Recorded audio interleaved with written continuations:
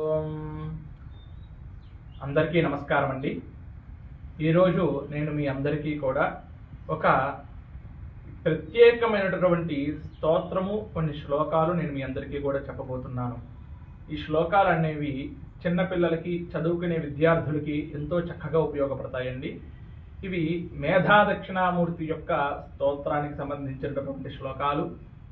ఈ శ్లోకాలని నేను చెప్తూ ఉంటాను, మీరందరూ కూడా శ్రద్ధగా వినండి. అలాగే ఈ వీడియో కింద మీకు టెక్స్ట్ రూపంలో కూడా ప్లే అవుతూ ఉంటుంది. అవకాశం ఉన్న వాళ్ళు మీ పిల్లలకి చక్కగా చదివించి వారికి కంఠస్థం చేయించి మేధా దక్షిణామూర్తి యొక్క ఈ శ్లోకాలను ప్రతినిత్యము వారి చేత మీరు గనక చెప్పించగలిగితే వారికి చదువు పట్ల ఏకాగ్రత పెరిగి జ్ఞాన సముపార్జత పెరుగుతుంది అని చెప్పి నేను చెప్తున్నాను. మేధా దక్షిణామూర్తి అనుగ్రహంతో పిల్లలందరికీ కూడా చదువు అనేది ఎటువంటి ఆటంకాలు లేకుండా చక్కగా సాగుతుందని చెప్పి నేను తెలియజేస్తున్నాను. ఇప్పుడు స్తోత్రాన్ని నేను మొదలు పెడుతున్నాను. అందరూ కూడా శ్రద్ధగా వినండి. శ్రీ గురుభ్యో నమః. హరి ఓం. మౌన వ్యాఖ్యా ప్రకటిత పరబ్రహ్మతత్వం యువానం వరిశిష్టాంతే వసదృశిగణైరావృతం బ్రహ్మనిష్టైః ఆచార్యేంద్రం కరకలిత చిన్ముద్రమానందమూర్తిం స్వాత్మారామం ముదితవదనం దక్షిణామూర్తిమీడే.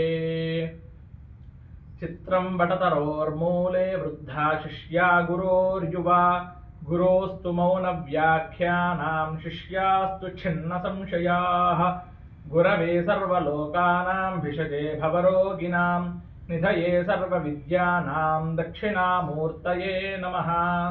వటవిటపి సమీపే భూమిభాగైన షన్నం సకల మునిజనానాం జ్ఞానదాతారమారాత్ త్రిభువన గురుమీశం దక్షిణామూర్తిదేవం జనన మరణ దుఃఖచ్ఛేదతక్షన్నమామి. విన్నారు కదండి. ఈ మేధా దక్షిణామూర్తికి సంబంధించినటువంటి శ్లోకాలతో పాటు అత్యంత ముఖ్యమైన శ్లోకం కూడా ఇంకొకటి ఉంది, అది కూడా చెప్తాను, శ్రద్ధగా వినండి. ఓం నమః ప్రణవార్థాయ శుద్ధ జ్ఞానైకమూర్తయే నిర్మలాయ ప్రశాంతాయ దక్షిణామూర్తయే నమః. ఈ శ్లోకాల్ని కింద కనిపిస్తున్నటువంటి టెక్స్ట్ రూపంలో మీ పిల్లలందరికీ కూడా చదివించండి. వారి చేత ప్రతినిత్యము వారు వీటిని చదివేలాగా చేయండి. వారికి చదువు పట్ల ఏకాగ్రత పెరుగుతుంది. అలాగే జ్ఞానము అనేది కూడా వారికి పెరుగుతుంది. అంటే నాలెడ్జ్ అనేది వాళ్ళు పెంచుకోవడానికి ఎంతో శ్రద్ధ చూపించడం జరుగుతుంది మేధా దక్షిణామూర్తి వారి యొక్క అనుగ్రహంతో. కాబట్టి అందరూ కూడా శ్రద్ధగా నేను చెప్పిన విధంగా